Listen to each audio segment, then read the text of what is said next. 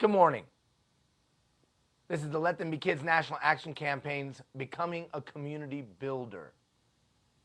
Through the awesome efforts of our team, The Changing Point, donating this, through the support of the Campbellford Seymour Community Foundation, and to the vehicle, Let Them Be Kids, we give thanks for putting this on and putting this together so that community-minded people, business people and nonprofits people and volunteers and national organizational representatives and local moms and dads and community members can participate in 15 weeks of equipping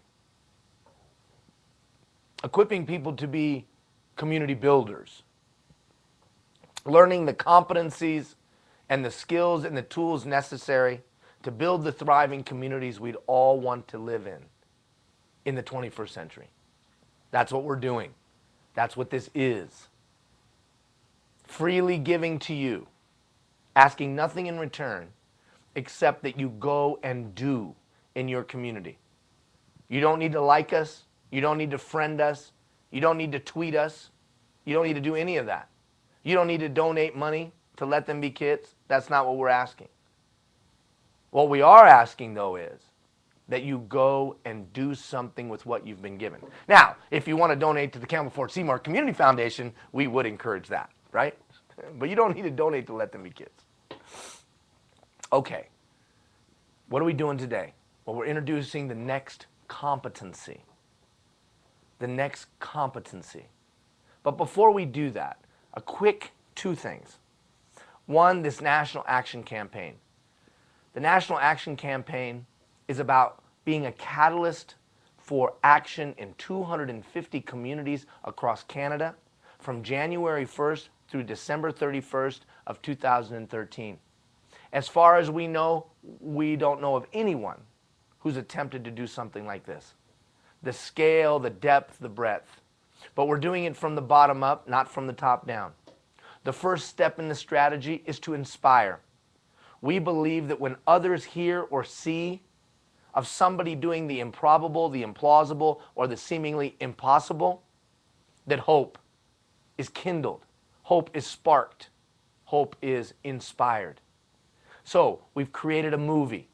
It will go out to every school district, school board, and governmental entity, local governmental entity across the country, initially. And then after that, every public access channel. And then after that, every movie, theater of a community under 10,000 will be given a copy. It'll be widely and freely distributed across the country.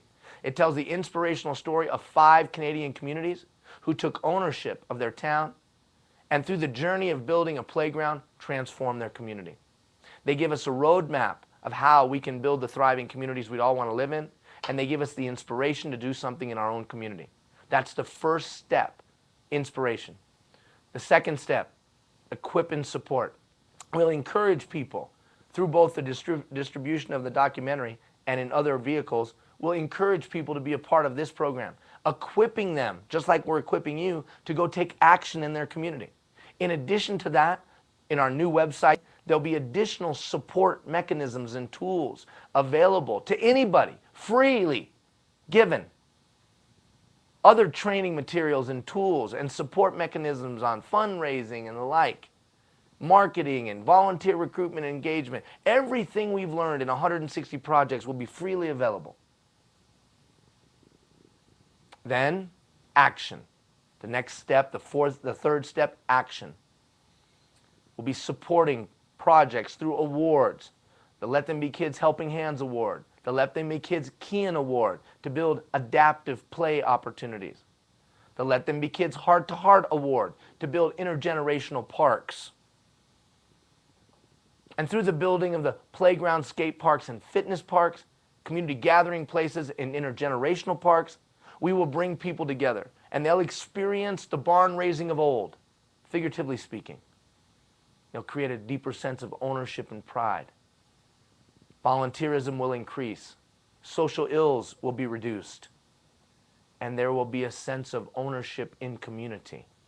And people will say, what will we do next? And then finally, the impact, and celebrate. All we will ask in return from the communities that we support, that they tell their story, that they upload their story in the form of a 3 to 5 minute video explaining what they did and how they did it, and telling the story of their community or their effort. And then, of course, that then spurs others to do the same. So that's the National Action Campaign strategy. We believe that it will work. We believe that it is effective. How do we know that? Because we've beta tested it 160 times in communities from Belle Island, Newfoundland to Port Alberni, BC, from Yellowknife in the Northwest Territories to Crystal Beach, Ontario, and all points in between. We know that it works. Well, what do you want? How, what, money, what? Don't you want to fundraise? No. Don't like us, don't friend us, don't send us money. If you want to support a project, support the Campbellford Seymour Community Foundation and their leadership fund, because they see that leadership has to be developed across not only their region but across the country. You want to help? When we announce the awards for various communities across the country, make a direct donation to that grassroots community project. If you have time and talent to give it to one of those projects. So that's one. Two, I think we would be remiss if we didn't stop for a moment at least and think through and talk through for a moment Sandy Hook. So many people talking about it, so many people contemplating horrific tragedy. But I think it is a tragedy that is repeating itself over and over again. Just a few days before that, in China, a man walked into a classroom with a knife and was slashing students. Just months ago, there in Europe, a man walked into a camp on an island and killed kids and adults. These aren't singular incidences. You see them happening all around the globe. And in Canada, we see the horrific things being done to kids too regularly to even imagine. We know there's a problem. You know in your gut. I know in my gut there's a problem. And as an organization that has the word kid in our name, we would be remiss if we didn't take an aggressive, zealous stance for the protecting of kids. As we speak right now, there is a pedophile trying to figure out a way to do something disgusting to my daughter or girls like her. They're trying to innovate. They're trying to create. They're trying to come up with new ways to snatch a little kid off a playground and do horrific things. Oh, I don't know about that. Really? Look at the explosion of child pornography.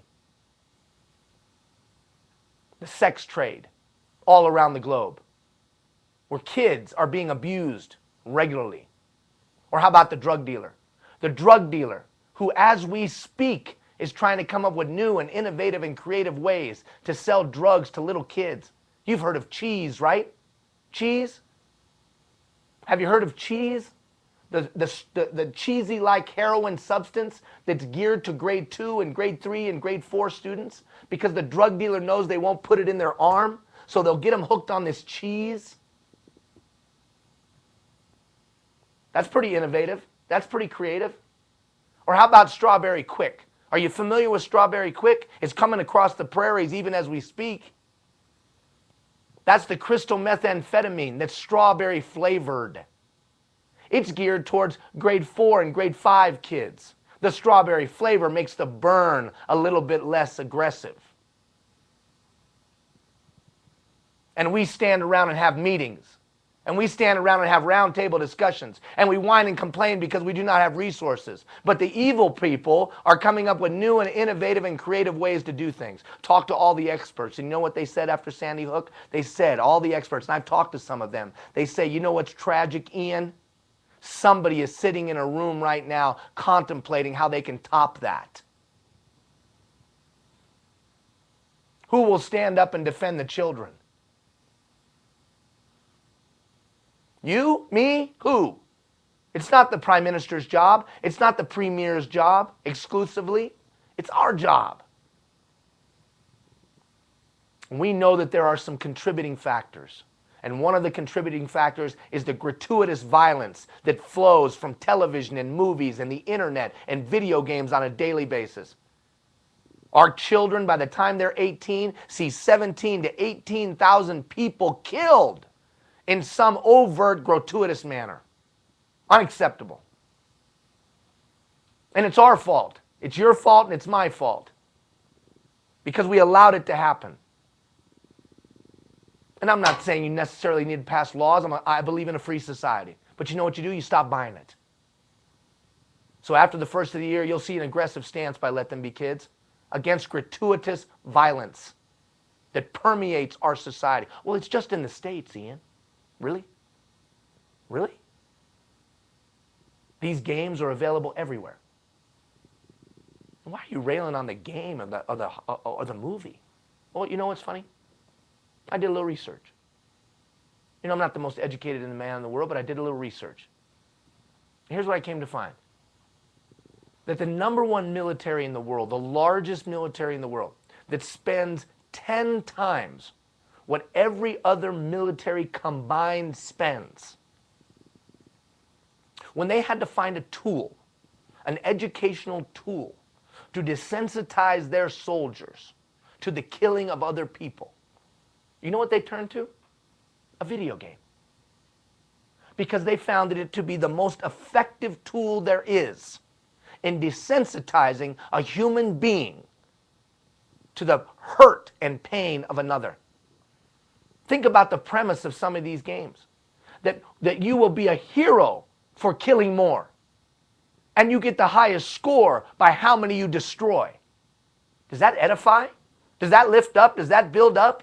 Does that help build the citizen of tomorrow? Does that in any way, shape, or form better our society, our community? It's entertainment, Ian. Come on, man. It's entertainment. If we've become so sick that we derive pleasure from watching a human being or an avatar, guts explode everywhere, we derive enjoyment and betterment, how can we call ourselves a civil society? Where is the civility in that? How are we no different than the brutal killer of Genghis Khan and others that derive pleasure from watching bodies be ripped in two? And anybody that would stand in front of me and tell me that there was no impact, from psychologically no impact, or not even an inkling of desensitization, is a fool. Because you fly in the face of what all the pediatric psychological experts say. Just Google it. Just Google it. So it's not me. Look at the experts, people who've studied it all their life. And anecdotally, it's reinforced because you look at the #1 military of the world has said that it's the most effective training tool. Now, you didn't tune in for a rant, and I'm actually not ranting. It's a well thought through diatribe. It is a diatribe, but it's well thought through. So you can look forward to Let Them Be Kids in 2013 taking an aggressive stance. And how will we do it? We will educate. In every project that we do, as we interact with schools and communities across the country, we will inform people of what that game and what that video does. What it does psychologically, what it does to the mind, how it impacts the patterns of thinking. And we will show how so many of these acts of violence, there was a correlation, that they had a deep involvement in these gratuitously violent video games. And we'll stop it. We will stop it. And each one of us involved with Let Them Be Kids will take a written pledge against it. And if people don't have that in their heart, then they won't be a part of our organization. It's that simple. Dante said that the hottest places in hell are reserved for the individuals that during the time of moral crisis choose neutrality. Our kids are being killed. And I'm not just talking about in the States. I'm talking about all over the world. kids killed. Who will defend the children? Catalyst for responsibility. It's so ironic that that's what we're talking about today.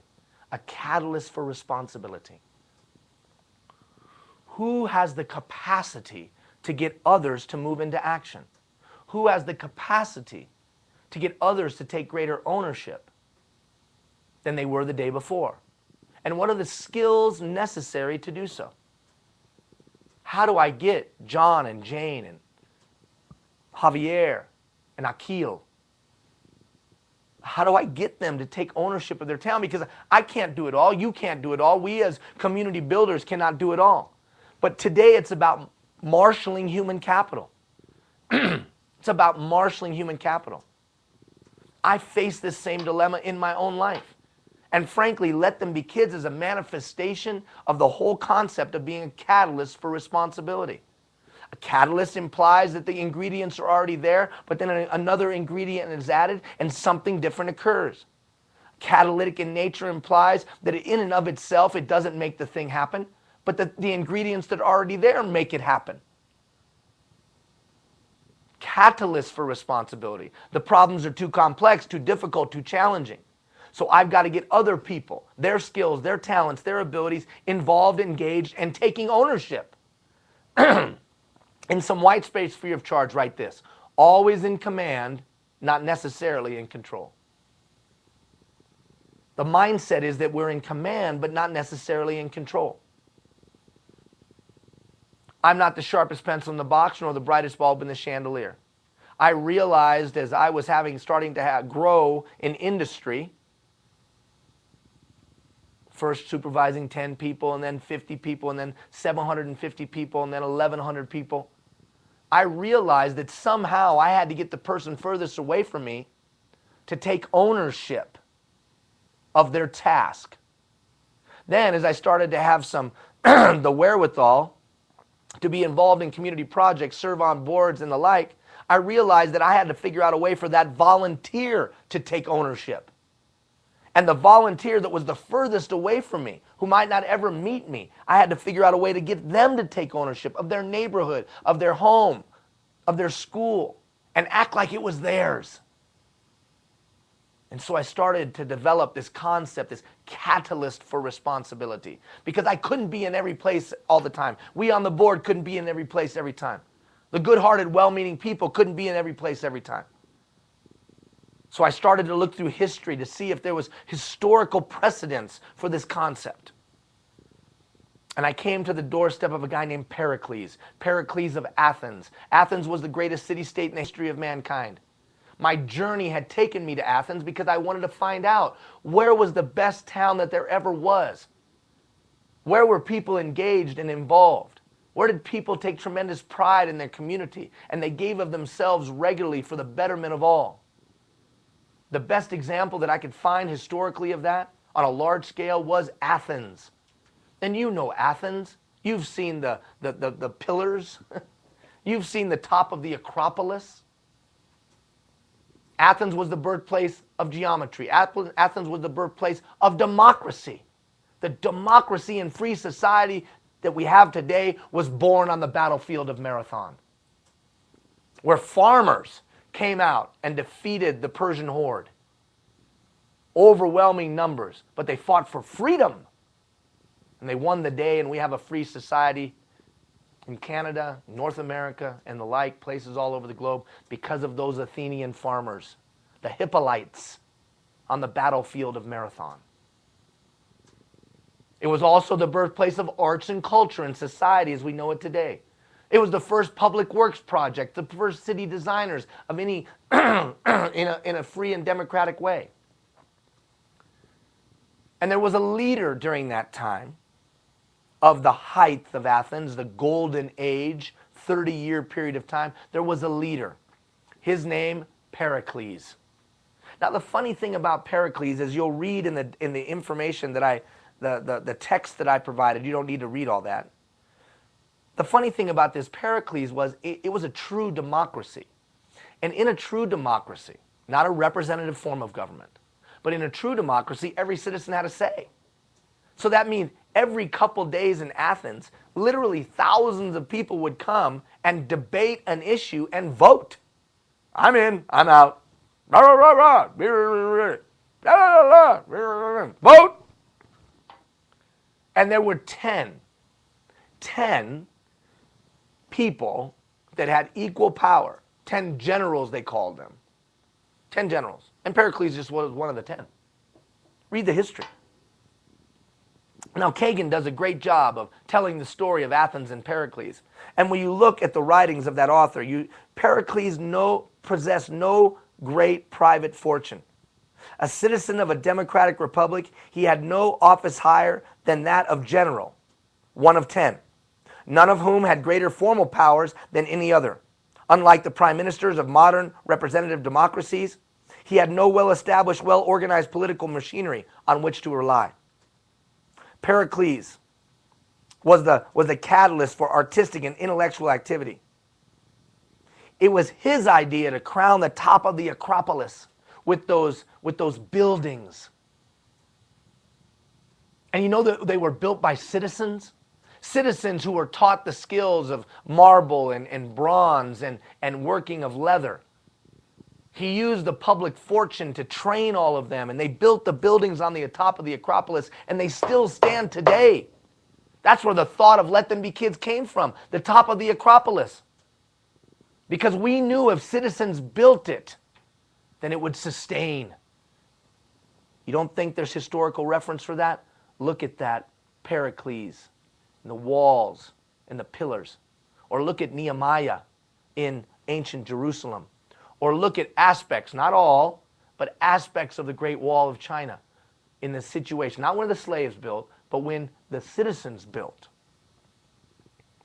So there is historical precedence. And we look to Athens for it. And we look to this guy Pericles. Now look what it says. Pericles confronted the problem that faces free and democratic societies. How can the citizens be persuaded to make sacrifices necessary for its success? Tyrants and dictators can rely on mercenaries and compulsion to defend their states. Rare states like Sparta, a closed authoritarian society, could inoculate in their people a willingness to renounce their private lives almost entirely. But democracies cannot use such devices. Instead, democratic leadership involves a freer kind of public education. Pericles sought to teach the Athenians that their own interests were I can't even say the word. Tied together, I'll skip it. Tied together with those of their community, and that they could not secure prosperity unless their state was secure and prosperous. That the ordinary man could achieve greatness only through the greatness of his society. Pericles tried to shape a new society. It was new for that time. It was defining. It was revolutionary. A new kind of citizen, not by the use of force or terror, but the power of his ideas, the strength of his personality, the use of reason, and the genius of his unique ability to talk to people and build relationships. He was a catalyst for responsibility. Now, what's unique, thousands of years later, it is the leadership approach that times require. And I'll make the case over the next 35 minutes, because I'm going to run 5 minutes long, because I had a pontification at the beginning. And then over the next few weeks, we will make the case that Pericles showed us the way to engage citizens in the 21st century. So, you, me, how do we act as the Pericles of our community? How do we get other people to give, other people to do, other people to take ownership? Because the problems are too complex, too multifaceted. Catalyst for responsibility. Quickly, move to the competency. A catalyst for responsibility places a priority on engaging and cultivating ownership and responsibility in others. I'm gonna ask you to quickly go through the self-survey. I believe I have a responsibility in my family, my organizations, my community. What level do you believe you're responsible? I'm responsible for every kid in Canada. What? Yeah. Oh, yeah. Yeah. That's a heavy burden. I didn't say I had to fix every kid. I didn't say I had to take care of every kid. I just said I bear a responsibility to do what I can do to further the betterment of as many kids as possible. Now, you might not feel that same responsibility, but that's the responsibility I feel. So what level of responsibility do you feel like you have to your family? And if you're an employer, employees, or if you're a leader, employees, your organization, your community? Or are you just a passenger on the ship? You're just sailing right along. Your problems, your issues, your difficulties, your challenges. The world stops at the end of your nose. Come on, man. You can't. Athens showed us you can't build a great society like that. The Hippolytes showed up. When they heard that the Persians had landed, and there was literally so many of them that when they shot their arrows, it blocked the sun, the Hippolytes were like, dude, we got to go. This freedom thing's pretty cool. We all better get down to the Valley of Marathon. There's no way they should have won. But why did they? Sense of responsibility. I believe that others are capable to have the right to make decisions. See, here's the funny thing about empowerment and others taking responsibility. You got to let them. That's the whole thing of always in command, never in control. That's the funny thing about it. You got to believe that other people can take ownership. And then you got to let them do. Not micromanaging them. That's why we already talked about delegation. Hopefully you watched that video. I'm just going to go through reading them randomly. You score yourself. 1, I'm nothing like that. 10, I'm everything like that. I can apply a catalyst approach for my work and others with other stakeholders. In other words, I don't have to do everything. I encourage everyone to contribute. I personally define issues as opportunities to motivate action. I understand that pride is a powerful form of human capital. We're actually going to take a whole week almost and talk about how to build pride, individual pride and organizational pride and community pride. I have a strategy in place to build pride. I have a system in place for communicating what winning is, for the groups I lead, and for celebrating my people's achievement. I understand what it takes to gain buy-in. I have effective tools for mobilizing human resources. Do you have the ability to do that? See, the nature of volunteer and community activity has changed. So on some white space at the bottom, I want you to write this out. So in the past, there was a time that there was no such thing as volunteerism. There was no such thing. It wasn't volunteerism because we all had to participate or we would die. So if I lived in Elbow, Saskatchewan 100 years ago and you lived down the way from me, I would help you build your barn. You would help me build my barn. Why? Because our lives depended on it. I couldn't just piss you off necessarily. I might need you in a snowstorm. I might need you when the wolves came out. I might need you when the drought occurred. I might need you. So although I might not like you, I had better be some level of civil to you because I might need you. I might need you. In today's society, I don't need you, I perceive. So I pull into my garage, I close the door, and I never talk to you. So then that volunteerism was really about just we had to do it to survive. As we became a more civil society, things shifted slightly. But we still, if we wanted a ball field, we built the ball field. If we wanted a church or a place of faith, we all pitched in. We built our church, our place of faith. But it had shifted slightly because there was government and other institutions that assisted with those activities. Then as we became more and more sophisticated, the volunteer recruitment revolved around shame. What do you mean? It was like this. Hey, didn't see you at the church social? How come you weren't there? Or didn't say you involved in the town whatever. How come you weren't there? And so people then felt ostracized if they didn't participate. It was obligatory. Participation was obligatory. So first it was, we got to survive. Then it was obligatory. You participated because you would be ostracized if you didn't. Obligatory. Now here's the funny thing. I cannot tell you the point in time that it occurred. But somewhere along the way, as we became more and more civilized, there came this point in time where someone said this, you know what? You build me a community, the figurative you, and you convince me that you're worth some of my time, talent, and treasure. How many of you ever experienced that? That we got to go out and convince people to get involved in community. And that they feel like we're lucky that they're giving their time, talent, and treasure. And we thank them for doing so. It used to be you didn't live if you didn't participate. There were no social programs. There was no safety net. You died. Then it moved to obligatory. Well, you have an obligation. You have to pitch in your community. Don't you understand? You got to pitch in. Why don't you see that? Now it's prove to me that you're worth my time, talent, and treasure. That fundamental shift, many organizations, community-based organizations, national organizations, volunteer groups, efforts and initiatives don't understand that that shift has occurred. So they go out and recruit, or they try to be a catalyst for responsibility using previous models like this. Well, don't you understand? You need to get involved in community. And that person's looking and going, well, why? Why? I am involved in community. I friended this cause.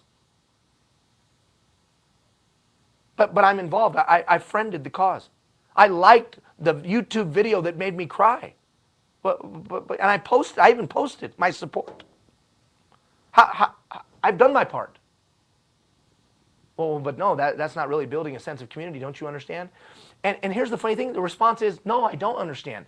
Now, we can either rail against that, and you know I'm right. We can either rail against that. Well, that person's a piece of junk. What an apathetic, blah, blah, blah. Don't they understand the importance of community? No, they don't. Look at Pericles. He had to use a unique form of education.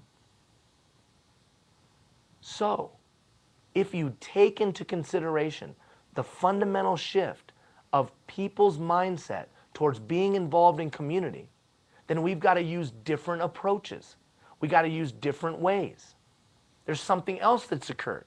We are a user-driven society.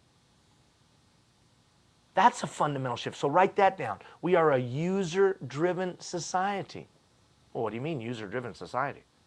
Think about it. Almost every institution that a potential volunteer, a potential community participant, remember you're a community builder, almost every other institution they interface with gives them a say, or the perception they have a say.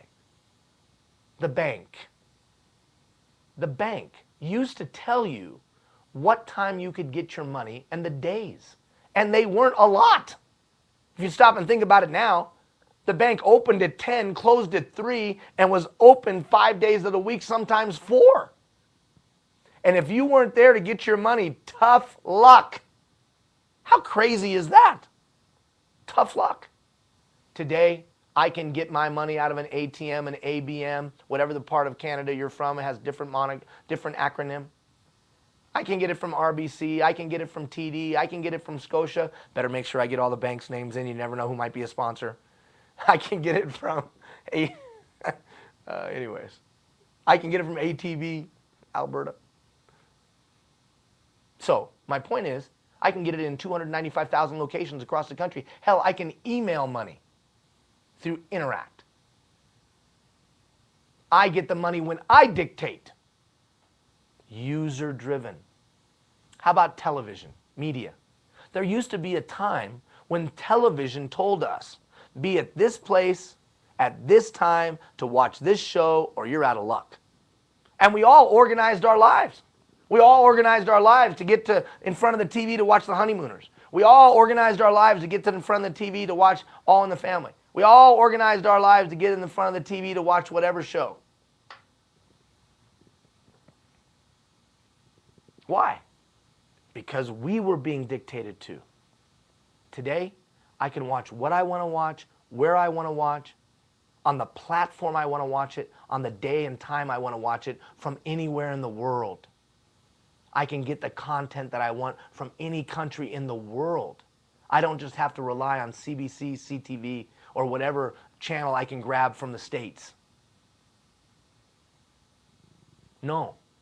Now I can have access to whatever I want, whenever I want, however I want. That's a fundamental shift in people's mentality.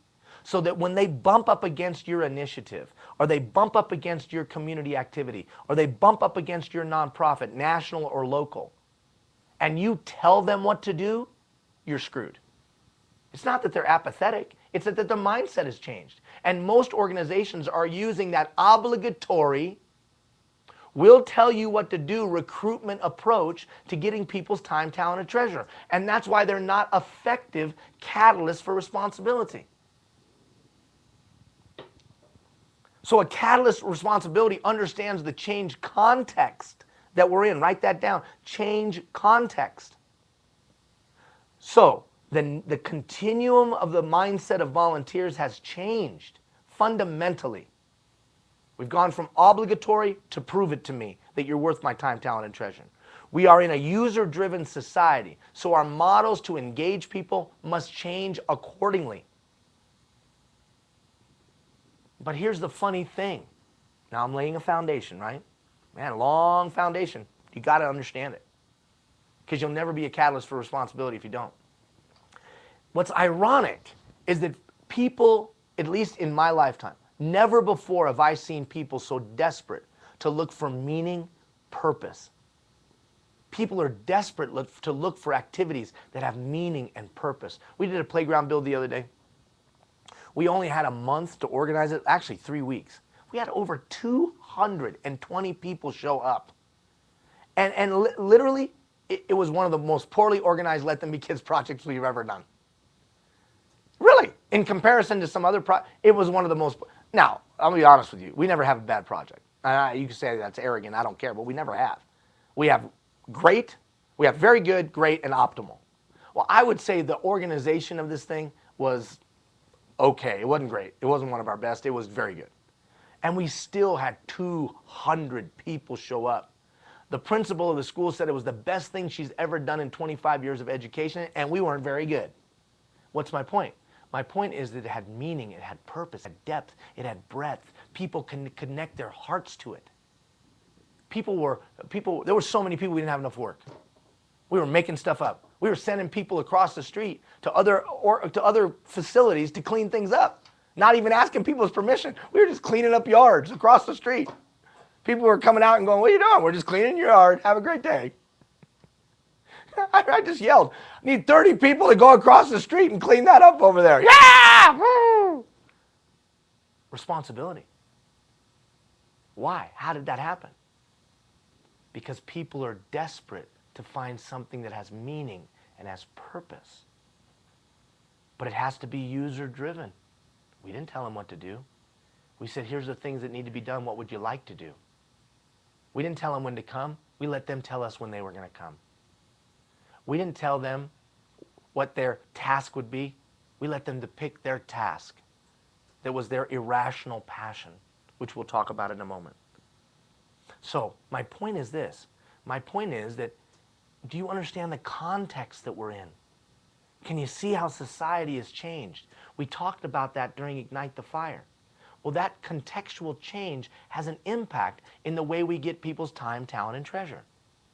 The way we grow our nonprofit organizations or our community-based organizations. Community builders get that.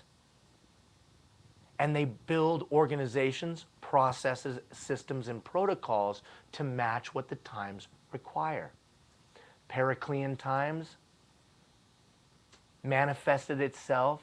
Periclean's leadership approach manifested itself in certain ways. But the essence of the Periclean approach can be utilized today.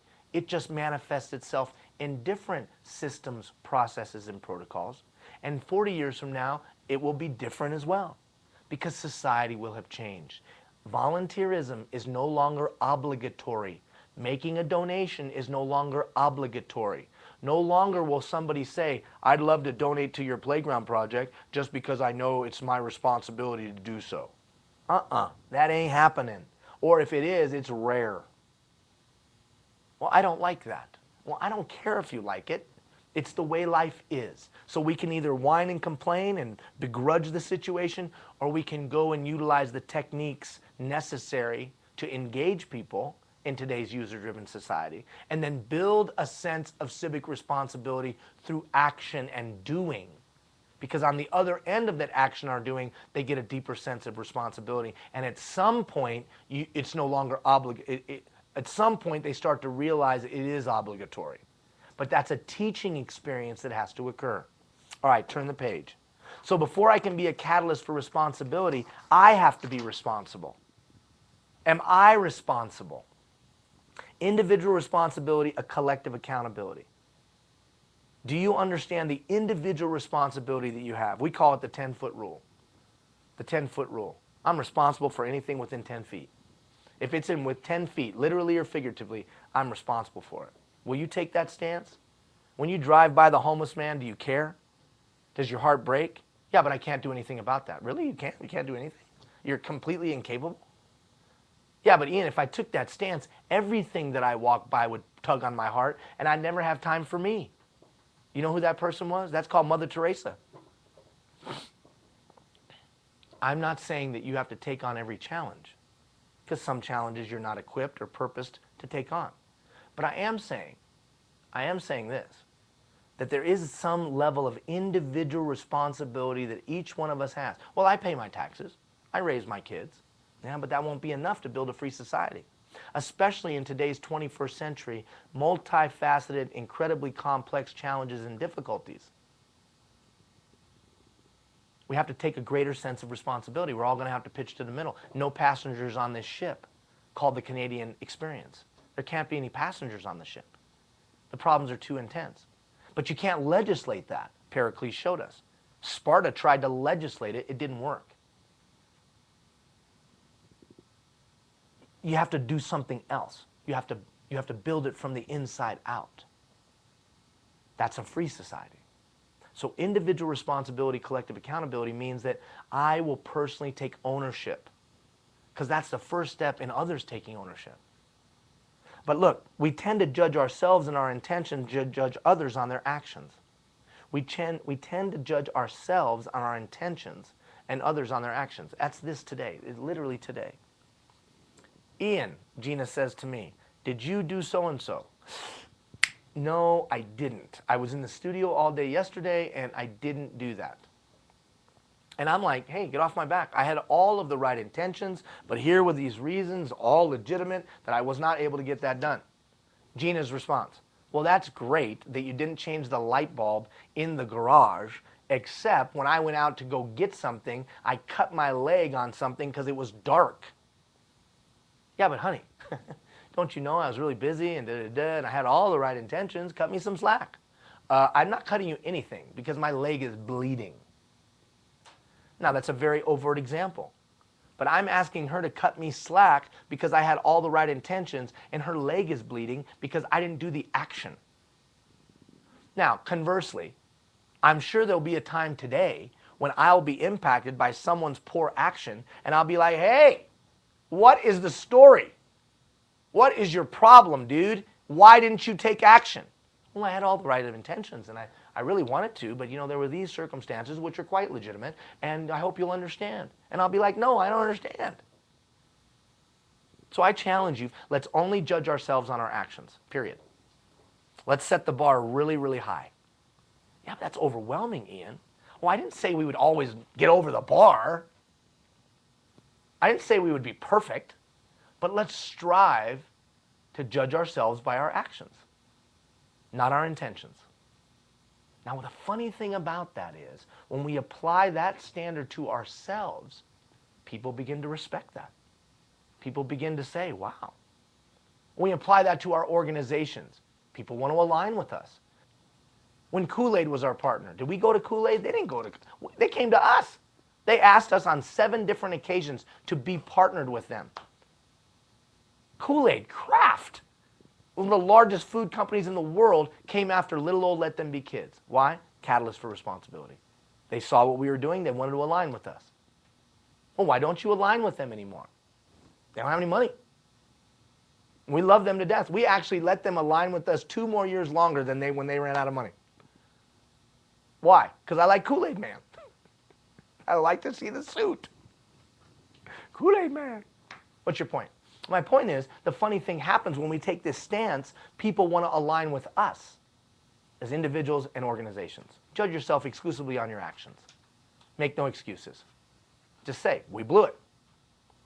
That's it. Okay. I believe you got to have a code of conduct.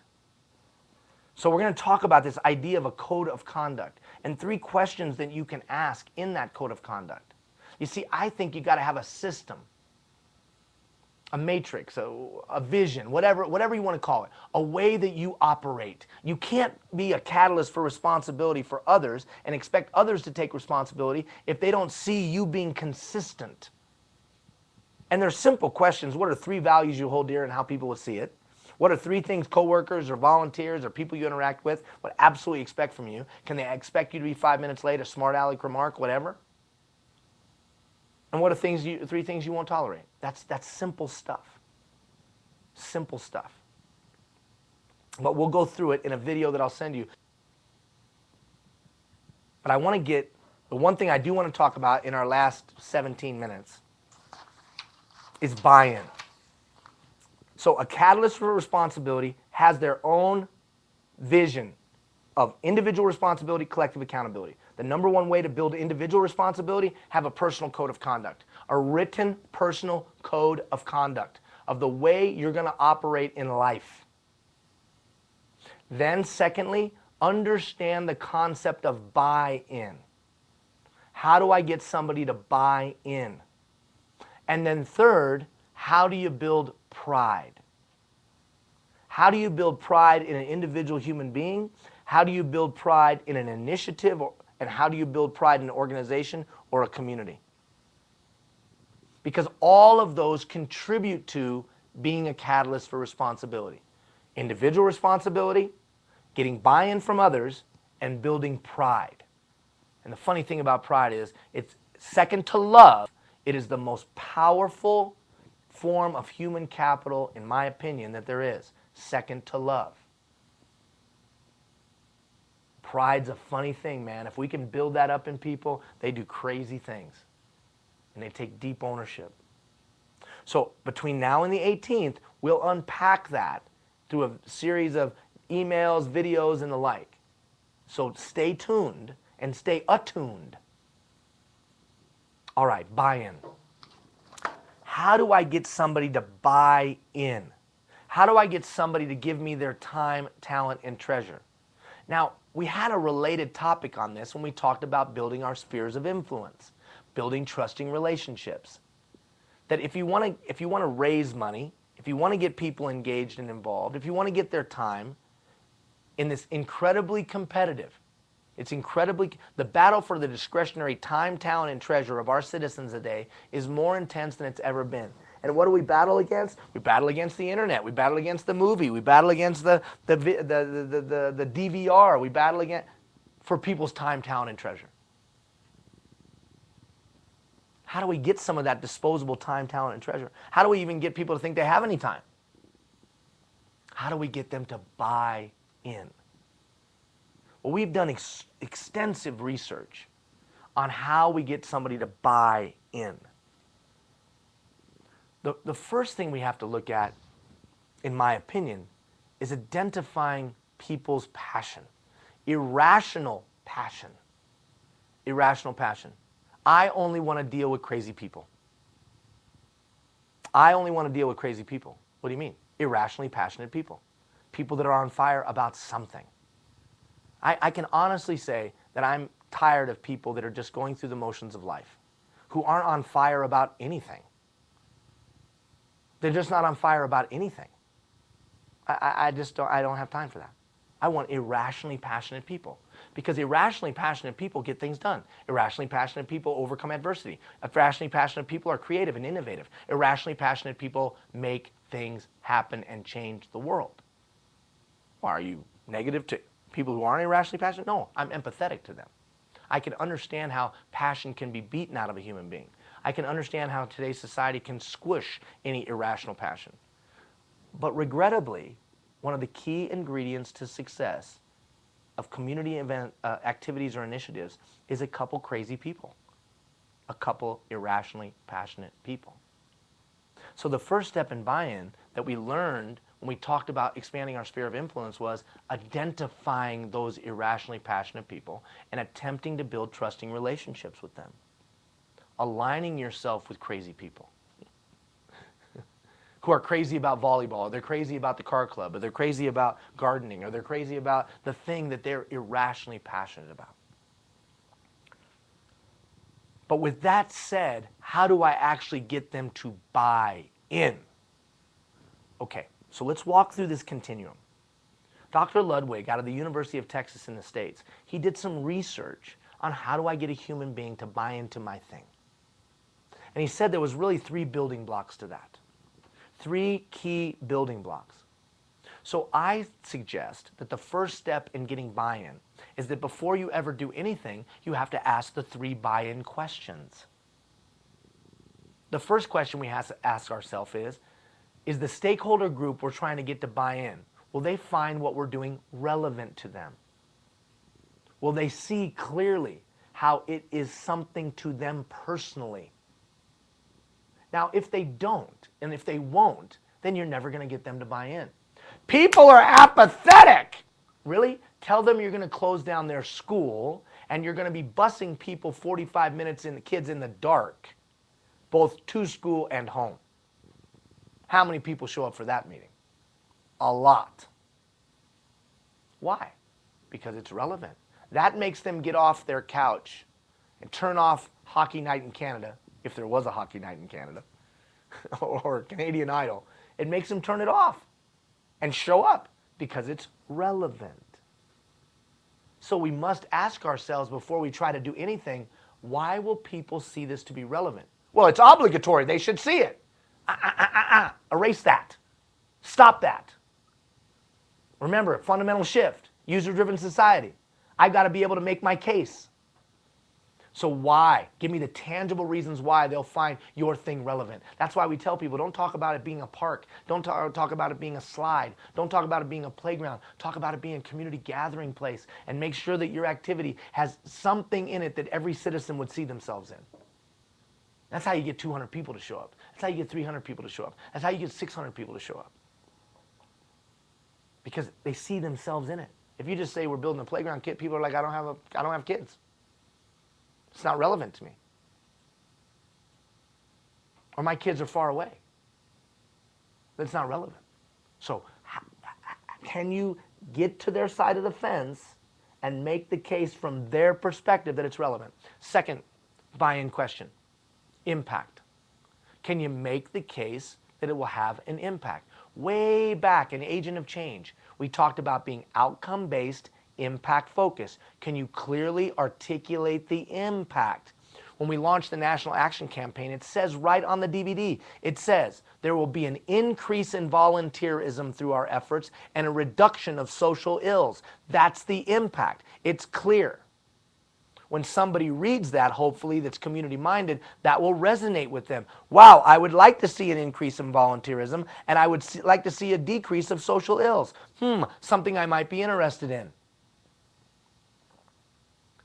So it's important for you and important for me to be able to clearly articulate the impact, the redeeming value of what we do. Well, it's because it's for kids. Who cares? Who cares? Is it going to better? How is it going to better kids? And what will be the tangible impact that the community can guarantee? See, here's the thing. Why should I give you any money? Because here's what we say is going to happen. Remember, we've moved from obligatory to prove it to me. So we've got to be able to articulate the impact of our initiative. No longer is it okay just to put the picture of the kid with the fly on their nose and the tear coming down their face. People aren't going to give to that necessarily. But when you can articulate the impact, graduation rate will go up 15%. Drug use will go down 12%. That's outcome. That's impact. The outcome that we hope to achieve is this effective soccer program and an increase in the participation of it by 20%. The impact of that will be the reduction of petty crime between 3 and 8 p.m. because statistically we know that quality recreational programs get kids engaged, get them off the streets, and reduce crime because the majority of petty crime amongst youth happens between 3 and 8 p.m. You make that case. That's the impact. And we think, based on the petty crime that's happened in this area in the last year, the totals and value of damage to community property, $35,000, we think we can reduce that about 50%, hopefully down to $17,000. So your investment of $1,000 for the soccer league will return $17,000. And everybody in the Rotary goes, really? Everybody at the chamber goes, wow. Can you articulate the impact? If you can't articulate the impact, don't be frustrated that people don't give you money. Well, I don't believe that to be true. Just go to the Let Them Be Kids website, look at all the community projects, the 100 and plus projects, 150, whatever it is, and look at the amounts of money that those people raised. That's because the first thing we tell people to do is articulate your outcomes and impacts and be able to preach that across the community. Hundreds of millions of dollars have been raised. And then finally, quality. People are not going to align with something that's not of quality. They're just not going to do it. They're not going to give their allegiance. They're not going to give their time, their talent, their treasure to something that's not of quality. So what's the quality of your logo? Oh, you mean the design? No. When people see your logo on something, do they go, oh, that's going to be awesome? Or do they go, that's going to suck? Or do they go like this? The last two are not good. You want people to look at your logo and go, wow, I know that's going to be great. Quality.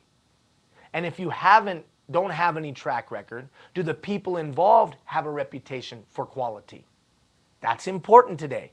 Because see, I have a finite amount of money to give, I have a finite amount of time to give, I have a finite amount of energy to give. And I'm probably going to give it to the thing I think is going to be having an impact, the thing I think is relevant to me, and the thing I think could be a winner.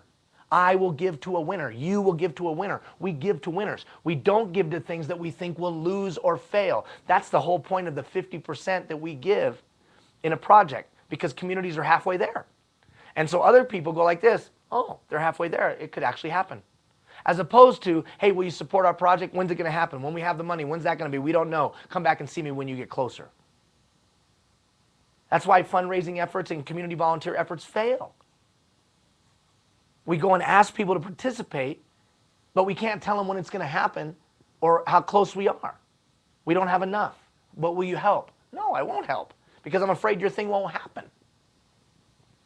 So before we ever begin anything, we have to ask those 3 buy-in questions. And we have to be hard on ourselves. Judge ourselves on our actions, not our intentions. Because just like marketing any product, we got to get people to buy in. Buy in. Buy in. So, we have to understand our stakeholders' needs, wants, desires, goals, and concerns. I told you we were going to be 5 minutes late. I still got 4 minutes. Maybe I'm a little over. It's not me telling, it's me asking.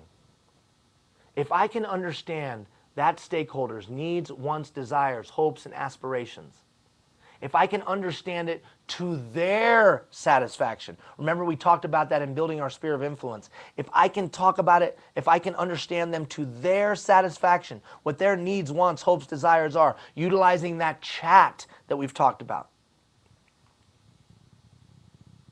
then I can gain alignment with them. Then and only then do I start talking to them about what we're doing. What is my messaging? How will I explain that thing I want to do is in alignment? So to develop my messaging, right? So I identify these various stakeholders that I want to buy in. I first, in anticipation of interacting with them, think about how will they see it to be relevant? How will they see it to be impactful? How would they see it to be quality? But then it's still not time to talk with them. I've got to understand their needs, wants, desires, goals, and concerns. I may need to go have some chats with them to better understand that. In other words, what's their motivation? Once I have an understanding of those 2 things, then I can develop my messaging. And my messaging is developed from the following. What is my desired outcome? What's the best way for me to say it based on the facts that I've gathered and the buy-in questions? When should I say it? Should I say it at the public meeting? Should I say it on the front porch? Where should I say it? What could the potential reaction be of how I say it? And then I visualize that conversation. Really? You do all that? We're trying to change the world. We're trying to change the world. Don't you think we should be prepared? Don't you think we should really think it through? And really, if you stop and look at this sequence, it wouldn't take that much time. I got to get that Minister of Parliament to buy in. All right, how am I going to make sure that I show that it's relevant to their agenda? How am I going to make sure that it's of quality to their agenda? See, it's all based on their agenda because it's a user-driven society. Well, they should just understand that it's important. They're not going to. So you're going to have to make the case. You're going to have to get them to buy in. So what are their needs, wants, desires? One time we opened a homeless school, a school for homeless kids, transitional families. My wife and I headed it up. We were volunteers, raised $7.2 million in 28 months, opened a first-of-its-kind school. Never been done before in North America. I went to the mayor because I needed the mayor to buy in. And you know what that conversation sounded like this? Jeff, what's your agenda for the coming year, and how can I help you? I like you, Jeff, and I want to see you succeed. So what's your agenda? Ian, you know what? It's going to be my last term, and I want kids to be a focus. That's cool. Yeah, and in fact, I want underprivileged and kids in poverty to be a focus. Well, Jeff, you're a good man, and I'd like to see you succeed. Here's the funny thing. We'd like to open a school for kids who are in transition that lives in motels and shelters. It'll be the first of its kind in North America. It'll have an adult education center, a recreation and youth center, a 44-unit housing complex, and the school. And the school will be highly integrated in technology, and the poorest kids will have the best tools. Oh. I said, Jeff, how'd you like to make that yours? I'd be happy for you to lead the parade, man. Wow, that's awesome. I'd like to get involved in that. That's right in my agenda. It's right in my wheelhouse, he said. And you know what's funny? We had a parade, and he literally led the parade. Not figuratively, literally. He was out in front walking the parade, and everybody was like, oh, that's Jeff Griffin's thing. What do I care? I don't care. That's called being a catalyst for responsibility. You know that he pulled $150,000 out of nowhere and deposited it to make the thing get off the ground? Pulled some strings, backroom stuff, 150 grand. Don't even know where it came from. But he got it because he felt like it was his. But the key step is not because I'm brilliant or we're brilliant. The key step in that was understanding what his agenda was and how our thing was in alignment. What's the best conduit of communication to use? And then we use that chat. And then do we get the effect? Now, we'll review that in the coming weeks. We got between now and the 18th to unpack all of this. And I realized because of my pontification early on that we ran a little long, and I apologize. But I want you to start thinking of being a catalyst for responsibility, and most importantly, buy in. What are the buy-in questions that you ask before you begin? Now, not to fret. There'll be a teaching, about 12, 13 minutes, that will unpack this to a greater degree. There'll be information about how to build pride, not only in individuals, in an organization, but in a community. Because pride is the second most powerful form of human capital that there is. We'll actually hit you with 4 emails about pride. And we'll talk about that code of conduct. Can you be a catalyst to getting other people to get more deeply involved than they were before? Can you be in command but not in control? Can you understand the changed nature of volunteers from obligatory to prove it to me? And do you understand that we're in a user-driven society? The catalyst for responsibility gets all that and deploys systems and protocols that takes those things into account and lets people come and be involved and helps them take ownership and then steps out of the way and lets them do their thing. I thank you for your time and energy. Support the Campbell-Ford Seymour Community Foundation. If you're excited about this program, send them a note. If you're excited about this program, support their efforts to build leaders in their region and across the country. We'll talk to you soon.